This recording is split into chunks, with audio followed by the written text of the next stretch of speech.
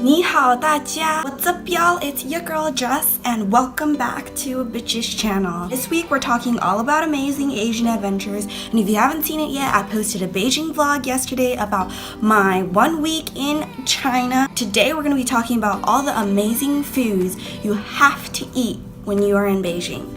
So let's get right into this Foodie Friday. The first thing you have to have, China KFC. I know this sounds freaking weird. Who the heck goes to China to eat KFC? But the KFC in China is so different. Their menu is completely different. Even the way you order is completely different. China is really advanced in technology lately, and now you can even order from your phone, from an app from your table. It was the coolest thing ever. And the way they fry their chickens, so different than the American way. The ice cream's different. They have boba in their ice cream. Fucking amazing. Their drinks are different, and you just have to try China KFC. Just so happens that the first one to ever open in China opened in Beijing, right next to Tiananmen Square. So if you're there, check it out. Next item you must have is something Beijing is very, very well known for, and that is lamb skewers. So I'm actually personally not a fan of lamb, but it's really, really cool. They're kind of tough, which is why I don't like it. Like, I had braces, my teeth are a weak bitch, but lambs in Beijing, you really can't get anything better. They're like mutton skewers, I think that's what they call. Delicious, spiced really well, fried amazingly.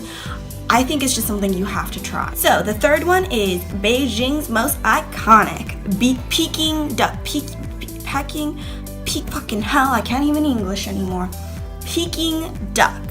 Okay, so one tip I have for you guys when you guys eat Peking Duck, because if you don't eat Peking Duck while you're in China, what is you doing though? Make sure you can watch the chef prepare your duck. Whether it's like a street vendor or a smaller shop or like a really fancy restaurant, the best Peking duck comes from those that you can actually see them prepare, because it means they're 100% genuine. Like, they take it from where they prepare it directly into your table, and that's really trustworthy.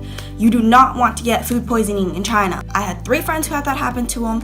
China has delicious food, but you just gotta stay safe, because sometimes street food or like smaller shop food, you don't know the cleanliness of it. One way that I like to eat my Peking duck, you can of course take it just as it is, but I like to eat it by taking, 1 cube, I dip it into my sauce, and then I bring that sauce-filled piece of duck over to a piece of like tortilla, put it in there, add other condiments into it, anything you want. They usually have a plate of all these types of like veggies and stuff you can put into it. Roll it up like a burrito, and you have your Chinese burrito with Peking duck.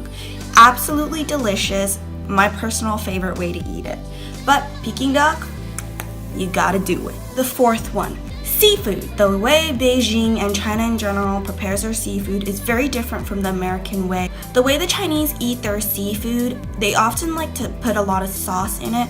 I personally really like shrimp, like sweet and sour shrimp. It's my favorite thing to eat in Beijing, but seafood in general is a huge thing. They have really unique types of seafood that a lot of my like American friends who went to China for the first time was like, what the fuck is this? And I'm like, deliciousness. Now, the last thing you have to have in Beijing, specialty dessert. Once I went into a restaurant and they literally set purple rice on fire, and that was your dessert. You know how cool that is? There was like watermelon on it. Although I have to say, it's not as delicious as I thought it was gonna be. It's something really unique, and I got a heck of a picture with that fire burning up. And there's so much more. Once I just went down a random street, and down this shady ass street was the cutest little shop that sold desserts in the shape of like ferns and little plants, and I straight up could not tell which one were the plants and which one was the dessert. It looked so cool, it was really delicious, and it was awesome cake. It's really cool, something you have to try, and